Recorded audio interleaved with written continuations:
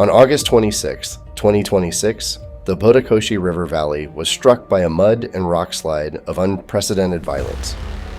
Weather data confirms that rain was not to blame. In the 24 hours prior to the disaster, less than 7 millimeters of water fell in Rasuwa. Since it was not raining, the cause must be found elsewhere, between earthquakes and glaciers. Seismographs, in fact, recorded a magnitude 4.4 earthquake directly on the nearby mountains.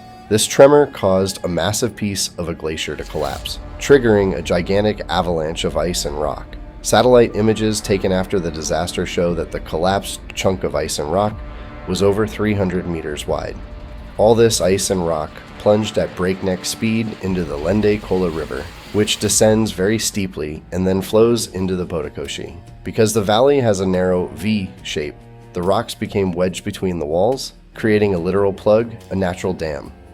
This plug blocked the river's water, forming an artificial lake in a matter of minutes from which the water could not escape. Water continued to pour in from above, pushing harder and harder against this wall of debris. When the pressure became too great, the natural dam suddenly burst. When the plug gave way, the steep descent transformed the water into an incredibly dense wave of mud. Surging down towards the main river, this wave began to gouge out the riverbed and banks. Dragging trees, soil, and giant boulders along with it, the landslide grew larger and larger along its path. Being a heavy mix of mud and rocks, it carried far greater destructive force than a normal flood. Passing through the narrowest points of the valley, the wave accelerated even further, striking like a giant hammer, capable of carving out the base of the mountains and sweeping away any human structure in its path. Survivors of those terrifying moments speak of a deafening roar. Many described a sound similar to dozens of planes taking off or an approaching freight train, which began long before the water was even visible. The valley, which until a few minutes prior was a lush, peaceful landscape covered in forests, turned into a gray desert of mud and stones in mere instants. Today, looking from above, the river gorge appears to have been scraped down to the bare rock. Centuries-old trees were ripped out like blades of grass, and entire hills no longer exist. Initial studies calculate that the mud wave exceeded 70 kilometers per hour in the narrowest sections, moving massive stone blocks weighing several tons as if they were pebbles. At its peak height, the wave reached 15 meters above the river's normal level. The worst damage was sustained by the area's roads and power plants. The Rasuwagadhi and Chilime hydroelectric plants took a direct hit and were flooded. Nepal's energy authority confirmed that the national grid lost 430 megawatts of power in a single blow. This immediately left entire neighboring areas without electricity, broadening the emergency. According to early government estimates, damages exceed $85 million. The bridges over the river and the roads leading to the Chinese border have vanished, leaving nearby towns completely isolated. The destruction of this road is not just a local problem, it also severs a highly important trade route for China. Hundreds of trucks loaded with electronics, medicine, and raw materials are stranded at the Tibetan border. It is estimated that this closure causes daily losses of over $2 million. Furthermore, the stalled goods are not solely a financial issue. Among the trucks trapped on the Chinese side are loads of fruits and vegetables that are rotting, but there are also medical supplies. The severance of this road isolates Nepal from one of its main suppliers, endangering even those hundreds of kilometers away from the disaster, who rely on medical care or basic necessities.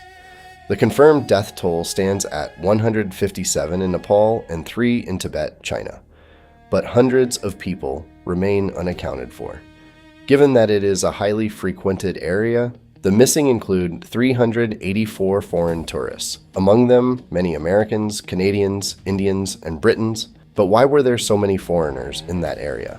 The Langtang region is one of the world's most famous destinations for mountain hiking. In August, many people take advantage of the holidays to go trekking in these spectacular locations. The trails they were walking ran right alongside the river. When the wave struck, entire sections of the mountain simply caved in, swallowing the paths and anyone hiking on them.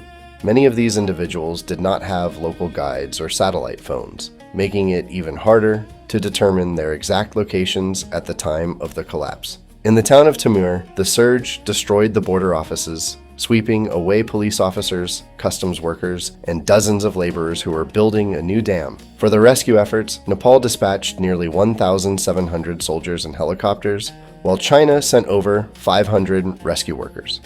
Beyond the tragedy of the dead and missing, there is a massive emergency for the survivors.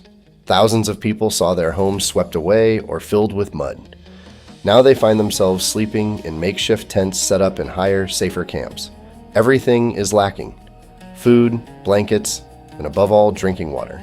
The mud wave destroyed the pipes and contaminated natural springs. The Nepalese government and volunteer organizations are trying to bring in water purification tablets, because the greatest risk right now, besides the cold night temperatures, is the outbreak of epidemics and infections due to a lack of hygiene.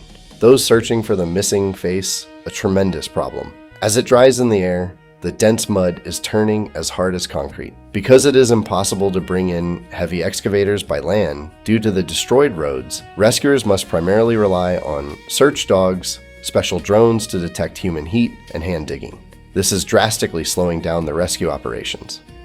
This disaster brings two major future problems to light. The first is global warming. The Himalayan glaciers are melting and have become highly fragile. Experts say it no longer takes a storm to cause a massacre. A minor earthquake is enough to bring down weakened mountains of ice.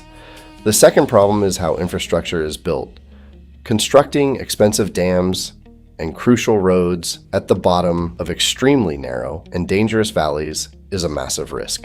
If we continue to rebuild in the exact same spots without acknowledging how fragile the climate has rendered the terrain, similar disasters will keep happening. Added to all this is a third critical issue that emerged immediately afterward: the total lack of an early warning system between Nepal and China for this valley. If there had been shared satellites or river sensors connected to sirens, people would have had 10 or 15 minutes of advance notice. This time would have been enough to evacuate workers from construction sites and border customs offices, allowing them to run to higher ground and saving countless lives. If this analysis helped you understand the dynamics of this event, subscribe to the channel.